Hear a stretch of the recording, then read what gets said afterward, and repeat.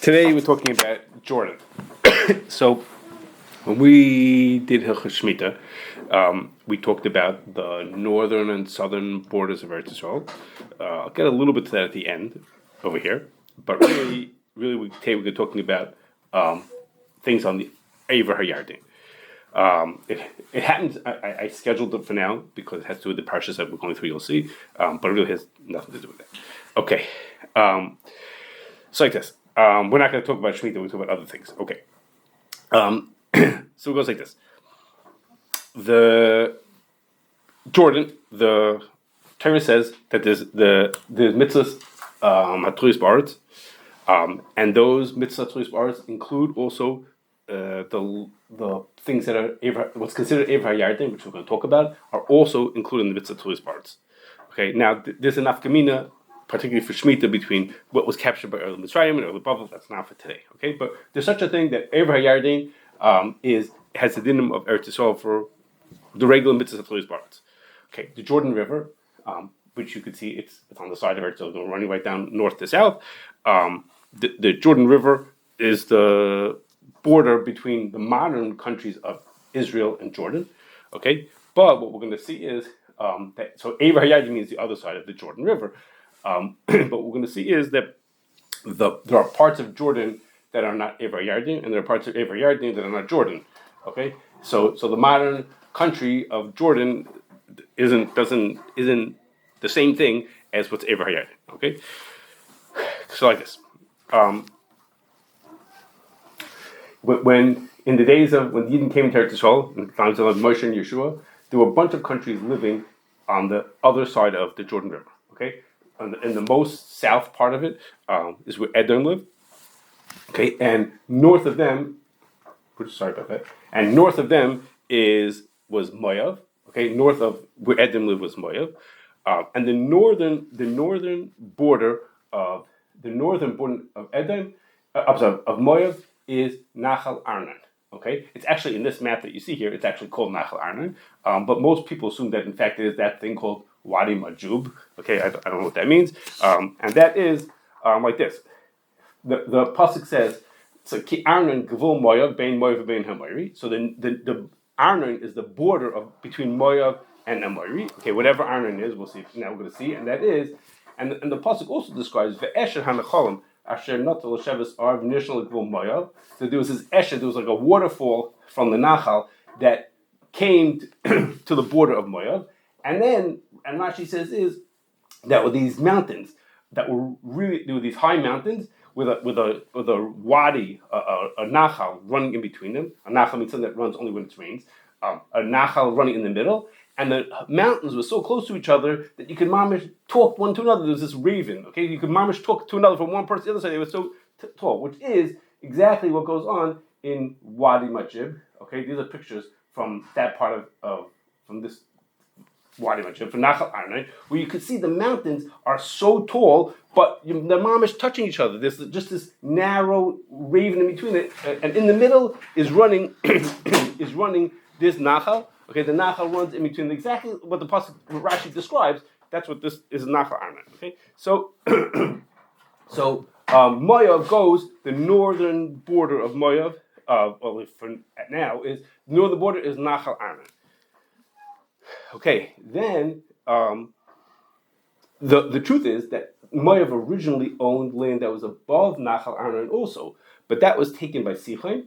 Okay, and the pasuk says like this: Sichon, who's Melech Hamori, not from Moav, he came and took Vayikach es kol artzim miyode ad Arnon. He took from Moav took land. I'm sorry, the Amori Sichon Melech Hamori took land till Nachal Arnon. So when we say Arnon is the northern border of Moav, that's because Sichon had taken until then, and he took.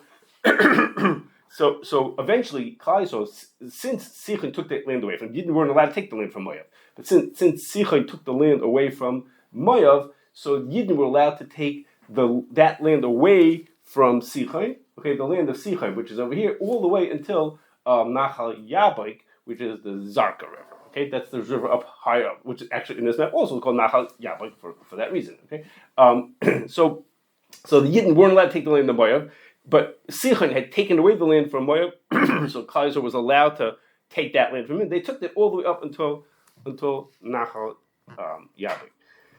Okay, both of those rivers. I'm sorry, Nachal Arnon runs into the Amnach. I've got to tell you. Okay, and the Nachal Yabik runs into the Yarden. Okay. Excuse me. Now that the Yidden didn't stop. Above Nachal Yabik is the land of Ammon. Okay, that land is above. Sichon took the land until Yabik, So that's what Sichon took at this like center chunk over here. Yidden couldn't take the land from Ammon either. What they did do is they took other land that Og had taken away from Ammon and Moab. Okay, Og was also from Malchei HaMori. He took north of Sichon, north of the Kinneret, and east of it, that other strip of land, and that goes way up higher.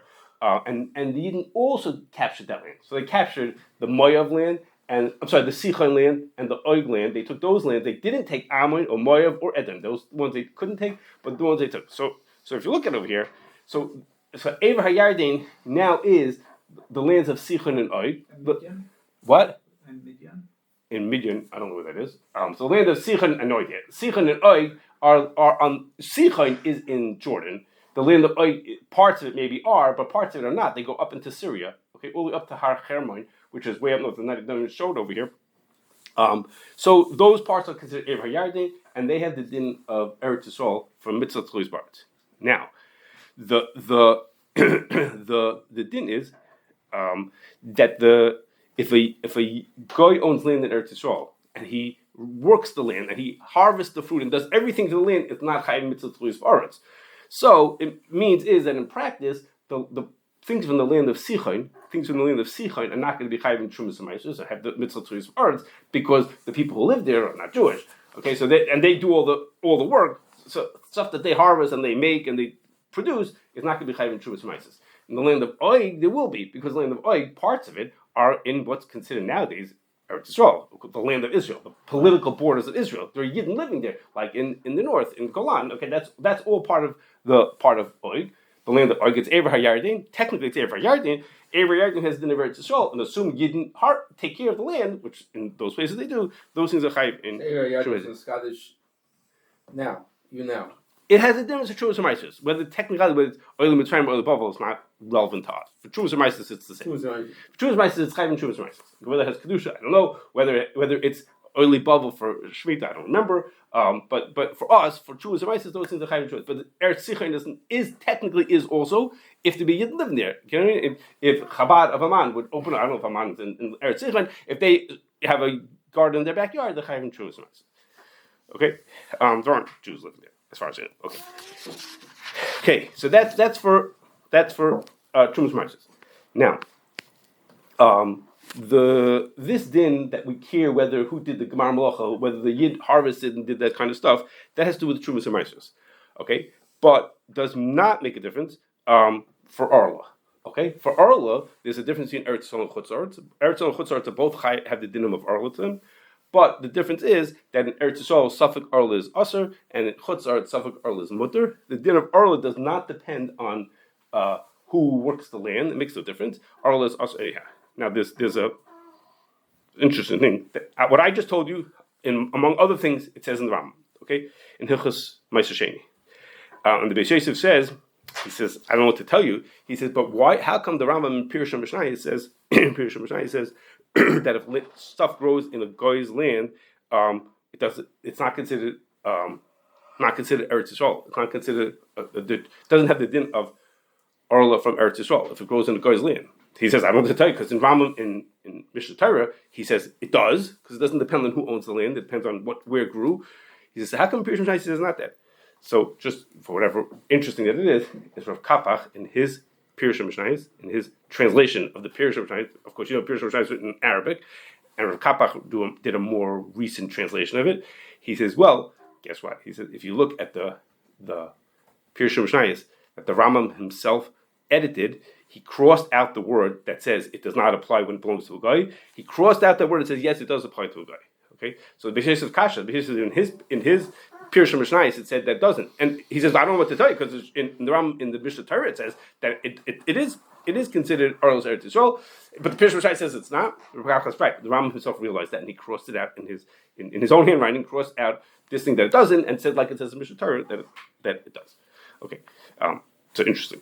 Okay, what would we have done if it wasn't in the Mishnah Torah? I don't know, but it is in the Mishnah Torah like that. So the Sheini points out that it seems like a mistake in the Pishra Shait, and the Rambam realized that also. Okay,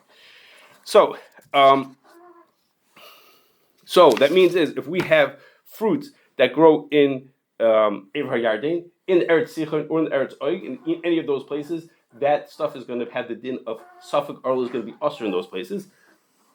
If it grew in the land of Ammon or Moav or Edom, that's Chutz La'aretz, okay? That's not Eretz Yisrael. That's not Hayarden. It's on the other side of the Jordan River, but it doesn't have the din of Hayarden. Was it ever historically considered part of Eretz Yisrael? So there was some kibush yachid of certain places, but it doesn't have din of Eretz Yisrael. Certain places, I don't know exactly which ones, probably more up north, but those have kibush yachid, they don't have the din of Eretz Yisrael. Not the public didn't do that. Okay. Okay, now everything we're talking about so far has been things that above Nachal Arnon. Okay, above Nachal Arnon is when we start talking about what's Hayarden. What about what's below? That's not Eretz Moav and Eretz Edom. Those are not Eretz Yisrael. They're not Hayarden.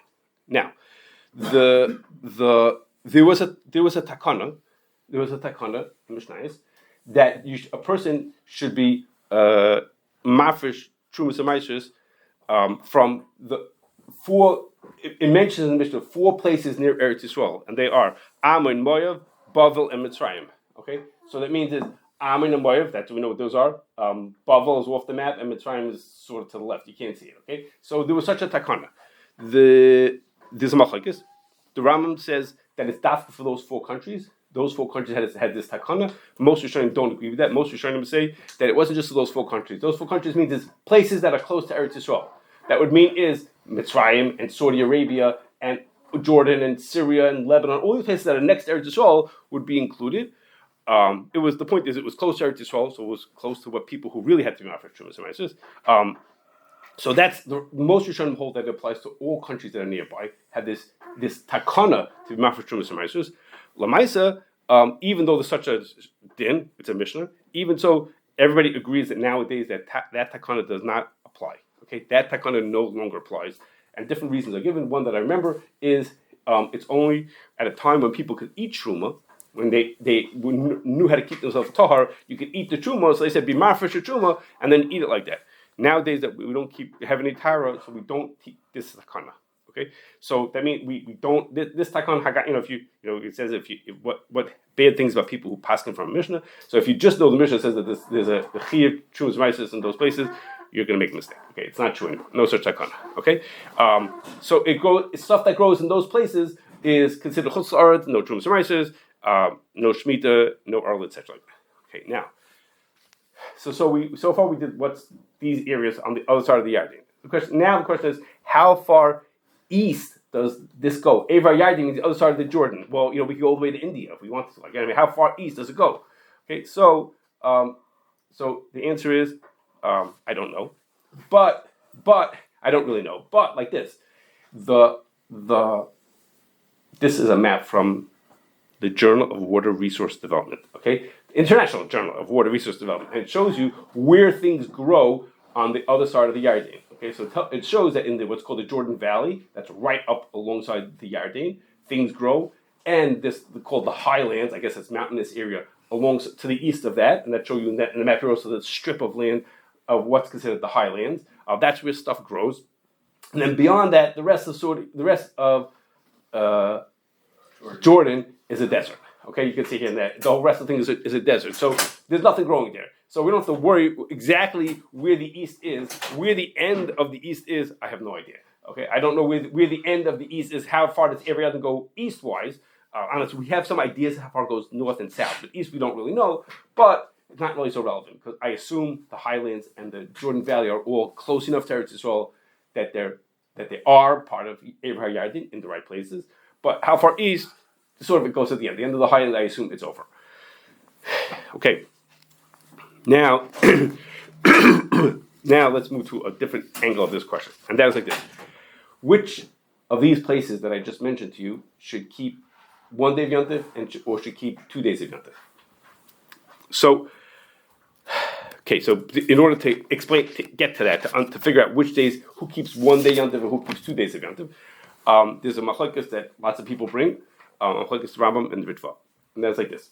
The original takana to have, the original need, not takana, the original need to have 2 days Yontif was because they were Makadosh the Chodesh in Yerushalayim, and then Shluchim would go from Yerushalayim all over the place to tell them that, Rosh Chodesh was on Tuesday or on Thursday, whatever day Rosh Chodesh was on. Okay, so the what happened was there are in the month of Tishrei there are 10 travel days between Rosh Hashanah and Sukkot. In some years it's 11, but in some years it's just 10 days because you can't travel on Rosh Hashanah and on Yom Kippur and on Shabbos. So there's 10 days, 10 travel days between Rosh Hashanah and Yom Kippur. Again, sometimes between Rosh Hashanah and Sukkot. Sometimes there's 11 days, depending on what day of the week the Yom Tov falls out on. But there's 10 days of travel between them. So what happened was, the people who were within 10 days of Yerushalayim, they kept 1 day of Yom Tov, because by the time Sukkot came, they knew what day was Sukkot be on Tuesday or Wednesday. They knew what they were supposed to be on. The people who lived more than 10 days, they didn't get the message in time, and therefore they kept 2 days because they were mesupik whether Yom Tov was on this day or on that day. They kept 2 days. Now, nowadays we know with we know exactly when Rosh Chodesh is going to be. But so now there was a takana. We should keep 2 days of Yom Tov like we used to do then. We keep people who keep 2 days of Yom Tov. So the takana was. And the takana has to do, again, works around this 10-day rule of how far they could travel in 10 days. Now, it's really only in Sukkot that you need 10 days. For Pesach, there's more than 10 days travel between Rosh Chodesh, Nisan, and Pesach, because there's no Rosh Hashanah and Sukkot. No Rosh Hashanah and Yom Kippur that you can't travel on. And in Shavuos, of course, you don't need anything because you go from Pesach.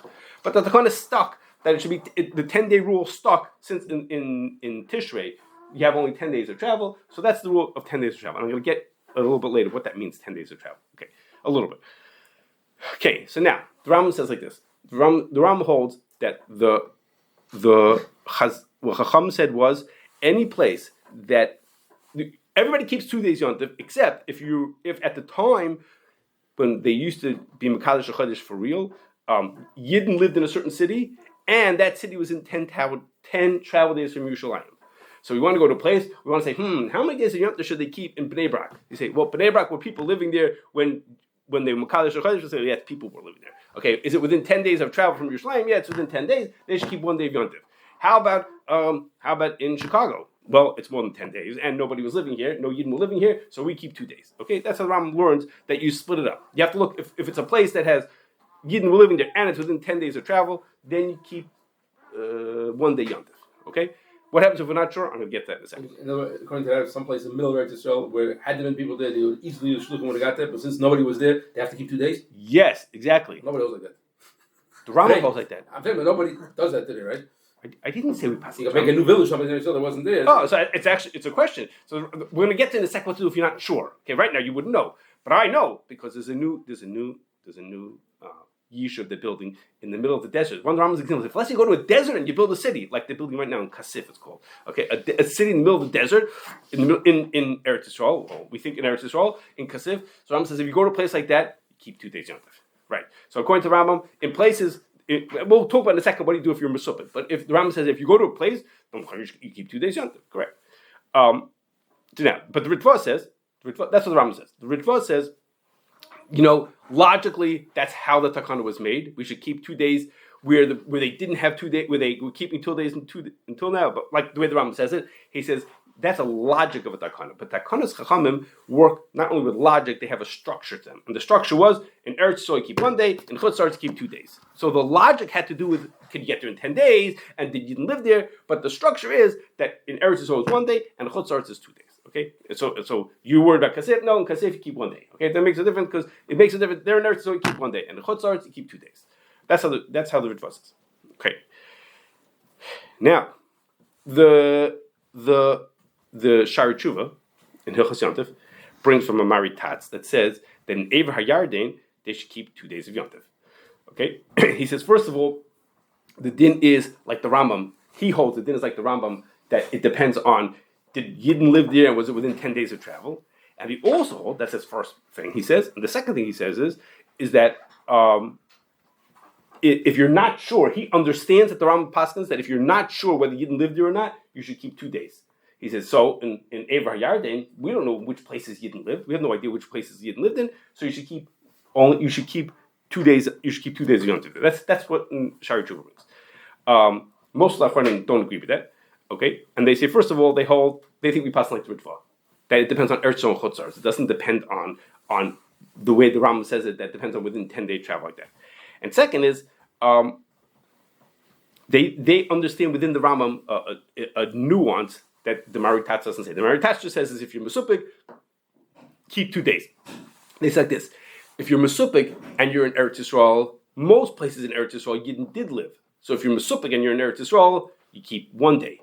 If you're in Chutz La'aretz and you're Mesupik, since in Chutz La'aretz most people kept 2 days, then you keep 2 days. So in each place you follow the roiv of that geographic area. In Eretz Yisrael that means 1 day, in Chutz La'aretz it means 2 days. Okay, so according to that, if you live in Hayarden,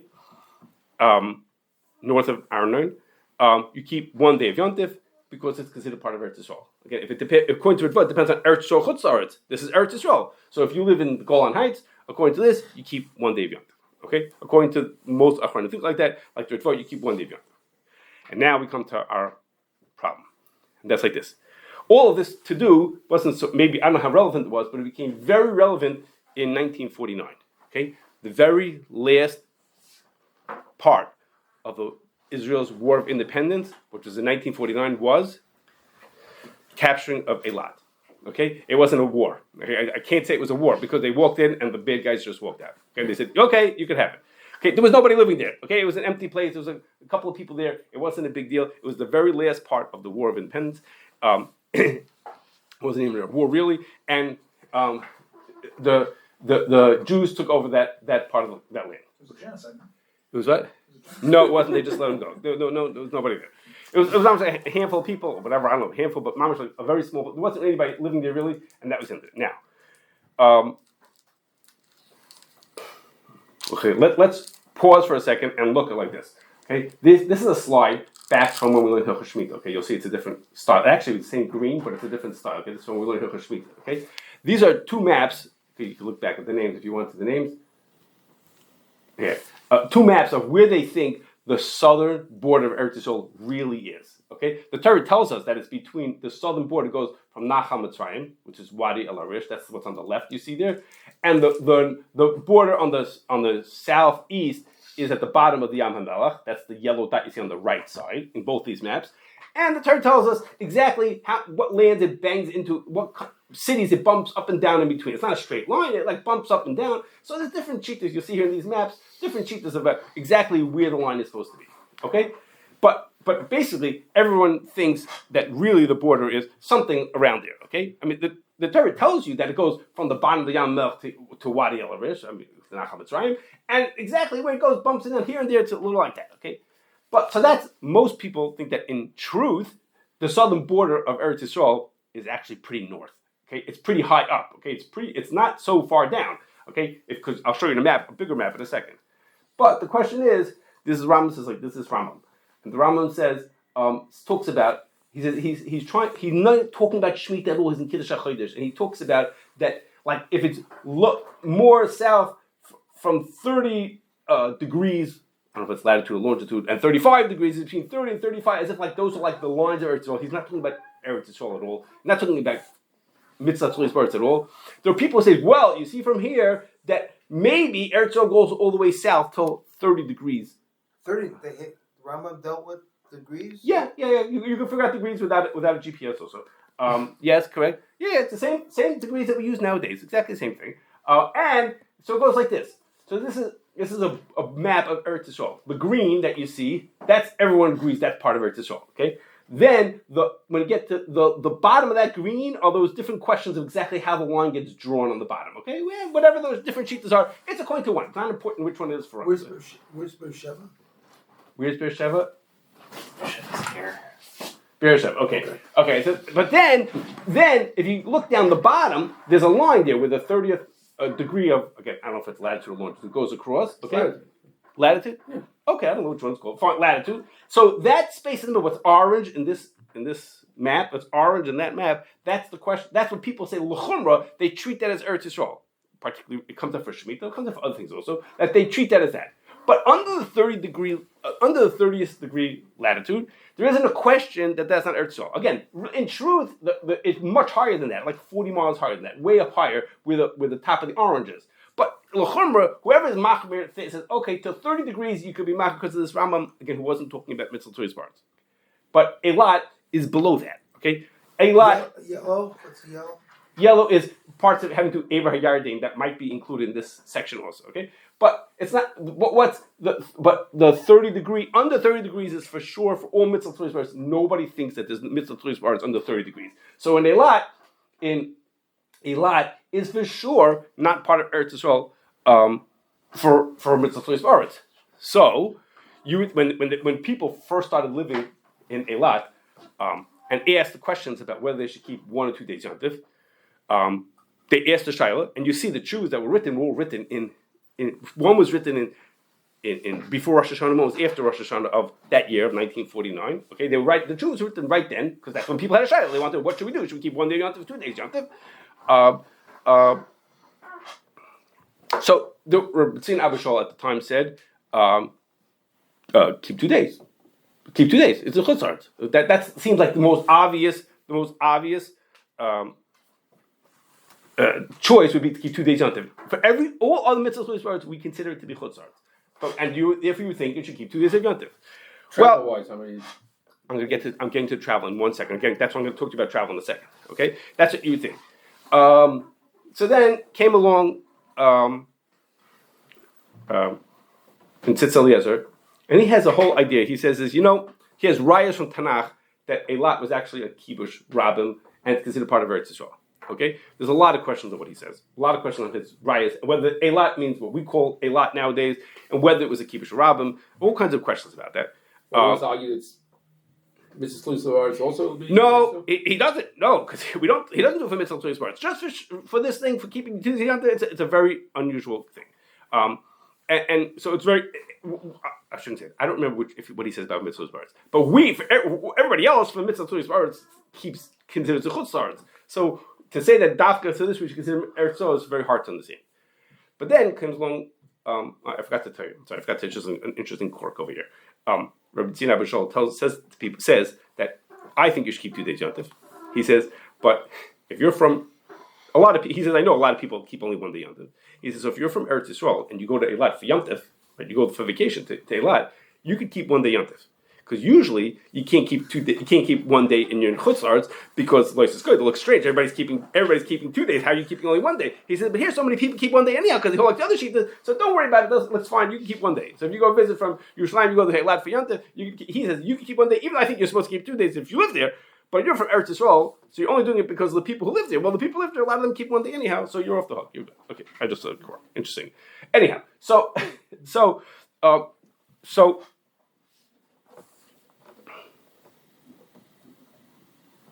Okay, I'm sorry. I forgot. I should tell you. Okay, so I was supposed to say this before. I thought it was coming, but I see back in my notes. I'm supposed to say it. Okay, is it 10 days? Is Eilat 10 days from Yerushalayim? Okay, is it a 10-day travel according to the Rambam? Would it be 10-day travel from Yerushalayim? So like this, the Gemara says that you could travel 10 parsa in a day. That means is in 10 days you could travel. Did I say 10 parsa? 10 parsa in a day. So a parsa is 4 mil. So that means you could travel 40 mil in a day. That means in 10 days you could travel 400 mil. Okay? A mil is 2,000 amas. So that means in 10 days you could travel 800,000 amas. Okay? Because of the different sheetas about how much an amma is, that comes out to between 240 and 290 miles. Okay, so in 10 days, when we say this this line of 10 days away is considered how much they kept 2 days is between 240 and 290 miles, depending on what your sheet is about an amas. By foot. I'm getting to that. How much you travel? Okay, Eilat is 200. Where's my thing here? I've written down. Okay, Eilat is only 155 miles from Yerushalayim. Okay, it's about 155 miles, about 250 kilometers from The way the Yerushalayim. crow flies.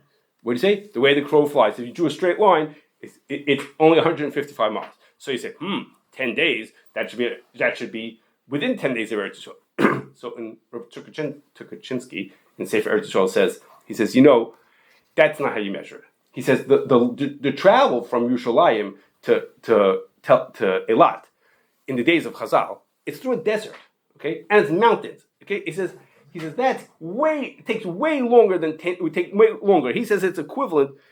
What is the equivalent? He says it's equivalent to 450 kilometers, which is very nicely 280 miles, just over the amount that is considered 10 days. He says to travel all the way from here. Nowadays you could drive on a highway; it takes a couple hours. He says, but to travel in the days of Chazal from Yerushalayim to Eilat would take it's considered more than 10 days. Okay. It's like, how do you figure that out? That's a really good question. That's a good question. Okay, anyhow. The way the crow flies would not be the Pashtas. No, of course not. No, it doesn't make a difference. Our line on the map. Right. Of course not. But Taina is a Pasha. Taina, you just have to figure out how to measure it. right. So maybe he has I don't remember if he has a cheshbon how he came to this number, but it was a very convenient number, as you can imagine. It's very convenient that it's just. And also, isn't the 10 parsa on foot? Isn't the 10 Yes, parsa going it's on foot. Okay, Yes. so then they didn't go on foot when they sent shluchim out. They sent them on faced horses Um. to get as far as possible. So I don't understand the whole thing. So you're saying is that the shear of 10 parsa, it doesn't depend on the Gemara of walking 10 parsa. That Gemara is a walking shear. It's true. The Gemara is a walking shear. The stomach they sent the guys on the Pony Express, right? They sent the guys riding. You're right. So in other words, they could get further. Sure. So then Eilat for sure should be in. According to the Rambam, we have a problem. Okay. So Rosh Zalman says a chiddush. We're not Chosher. What? We said before. No, we don't. But Rosh Zalman says a And chiddush. Lefida Ritva, it's an Imaka making Afkamina. So this is Because 10 days Eretz Yisrael is no, the 10 day, right? The 10 day part doesn't make a difference. Correct. The 10, right? So right, we don't have to worry so much about 10 days. Correct. Okay. So it has to do with. No, you're right. It does make a difference. So Rosh Zalman says like this. He says Eilat is chutzart. For all mitzvah tchulis baritz is considered chutzart. But you should keep one day on the fenya. He says because he says listen to this. He says this is political. He says any land that's contiguous to Eretz Yisrael and is under control of the Israeli government keeps one day yontif. Because he says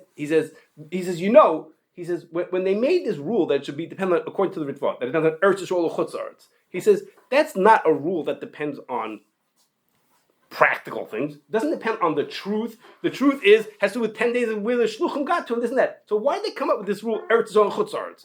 It's not meant on truth. It has nothing to do with where really the takana should apply or should not apply. It was just a simple way of making it for people that here you keep 1 day, here you keep 2 days. Just you have to draw a line in the sand someplace for a takana chacham. We make a line and say Eretz Yisrael Chutz La'aretz. He says so for that. He says logically, I don't know. He just says his own logic. He says the logic is it will depend on what's politically controlled by the country at that time. If we control this part, that's considered the Eretz. So if we want to make a line, he says, so you think you don't have to go to border control. He doesn't say that. You don't have to go through border control to get there. In your mind, this is all part of the land of Israel. So therefore, if it's all part of the land of Israel, you consider it one country. So when Chacham would have made that takana, they would have included that also. Okay, or as you could well imagine, it's a big chiddush. It could change. It could change. But it's almost like the Chazanish is pushing off the date line to the edge of Asia. That's land and No, that's saying that the Bernstrom had that in mind, or that sort of fits because it's something real. What I mean is, if tomorrow there's a peace agreement with Gaza or Egypt, and the Sinai Peninsula became at one point was part of Israel. Okay, and then they gave it back. So then they kept 1 day, and now if you go there, you keep 2 days. It seems a little funny. It seems a little strange about a din, but okay, that's what he said. He says it depends on just what people consider the country or not the country. Because again, he says the whole din over here, it's not true summises that are so to speak real. It's either Eretz Yisrael or not Eretz Yisrael. It's not real. It depends on what's easy or simple for people to fit into. So in practice, as I told you, I don't know what the whole Tzitz Eliezer or Sham Zalman. In practice, most people keep only 1 day of Yontif there. A lot of people don't keep any days of Yontif, but they keep at least one day of Yontif. Again, Rabbi Tzina Abishol says that he thinks you should carry 2, which again the logic all says that you should. That's it.